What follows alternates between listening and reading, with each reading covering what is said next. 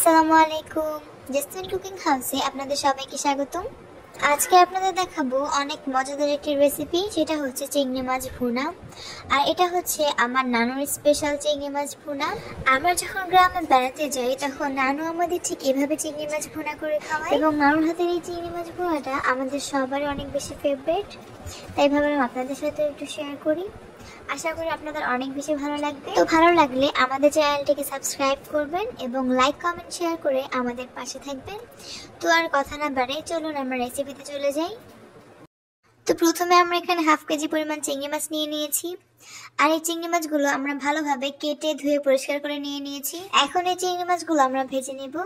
ভেজে নেওয়ার জন্য আমরা চুলায় একটি প্যান বসিয়ে দিলাম, আর এখানে দিয়ে দিলাম সামান্য একটু তেল। আমরা এখানে 2 টেবিল চামচের মতো তেল দিয়ে দিয়েছি। এখন এই তেলটাকে হালকা গরম করে নিব। তারপর আমরা এই তেলের ভিতরে চিংড়ি মাছগুলো দিয়ে দিব। তারপর এখানে দিয়ে দেব হাফ চামচ হলুদের গুঁড়া এবং স্বাদ মতো লবণ। তারপর ভালোভাবে চিংড়ি মাছগুলোকে লাল লাল করে ভেজে নিব।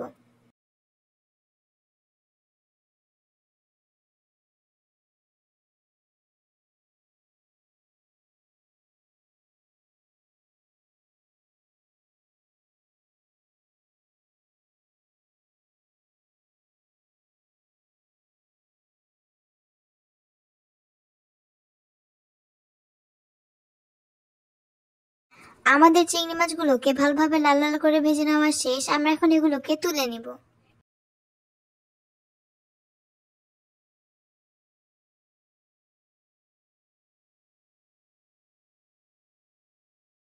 আমরা সবগুলো চিংড়ি মাছ তুলে নিয়েছি। এখন ওই সেম প্যানে আমরা বেশ খানিকটা তেল দিয়ে দিব। তারপরে দিয়ে দিব 1 কাপ পেঁয়াজ কুচি। তারপরে পেঁয়াজের কালারটা চেঞ্জ হওয়া পর্যন্ত ভালোভাবে ভেজে নিব।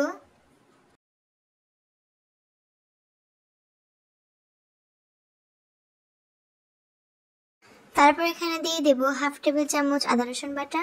তারপরে আদা রসুনটাকেও পেঁয়াজের সাথে ভালোভাবে লাল লাল করে ভেজে নিব।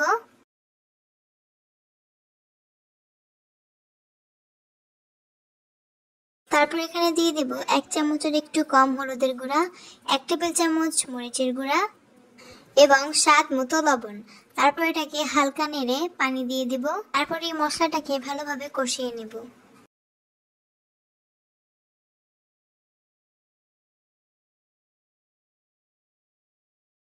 তো আমরা মশলাটাকে ভালোভাবে কষিয়ে নিয়েছি, আর দেখতেই পাচ্ছেন মশলার উপরে তেল উঠে গেছে। এখন আমরা ভেজে রাখা চিংড়ি মাছগুলো দিয়ে দিব। তারপর চিংড়ি মাছগুলোকে ভালোভাবে মশলার সাথে মিশিয়ে নিব।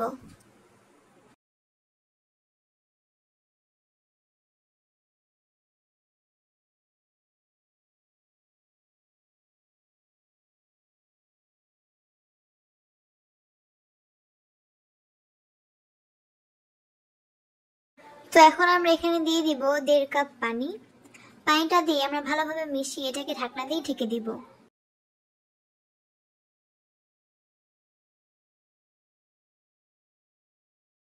কিছুক্ষণ পর আমরা ঢাকনাটা উঠিয়ে নিচ্ছি, আর দেখতেই পাচ্ছেন তরকারিতে বলক চলে আসছে। এই পর্যায়ে আমরা আবার ভালোভাবে নিয়ে এটাকে ঢাকনা দিয়ে ঢেকে দিব, আর প্রায় 5 মিনিটের মতো রান্না করে নিব। 5 মিনিট পরেই কিন্তু পানিটা শুকিয়ে যাবে এবং উপরে তেল উঠে যাবে। 4 মিনিট পর আমরা ঢাকনাটা উঠিয়ে নিচ্ছি, আর দেখতেই পাচ্ছেন বেশ খানিকটা ঝোলে কিন্তু শুকিয়ে গেছে। এই পর্যায়ে আমরা এখানে দিয়ে দিব ধনেপাতা কুচি। ধনেপাতা দেওয়ার পরে আমরা ভালোভাবে এটাকে নিয়ে নেব, আর তারপরে লো আঁচে এটাকে ঢাকনা দিয়ে আরো 2 মিনিটের মতো রান্না করে নেব।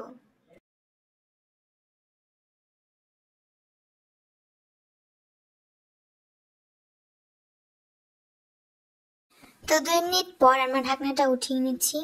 দেখতেই পাচ্ছেন আমাদের চিংড়ি মাছ ভুনা কিন্তু একদমই রেডি। আর কালারটা মাশাআল্লাহ কতটা বেশি সুন্দর হয়েছে, এবং দেখতেও কিন্তু অনেকটা বেশি লোভনীয় লাগছে। তো আজকে আমাদের রান্না এই পর্যন্তই। আগামীতে দেখা হবে নতুন কোনো রেসিপি নিয়ে। আর যারা আমাদের চ্যানেলে নতুন তারা অবশ্যই আমাদের চ্যানেলটাকে সাবস্ক্রাইব করবেন এবং লাইক কমেন্ট শেয়ার করে আমাদের পাশে থাকবেন। তো আর কথা না বাড়াই, সবাই ভালো থাকবেন, সুস্থ থাকবেন এবং আমাদের জন্য দোয়া করবেন। আল্লাহ হাফেজ।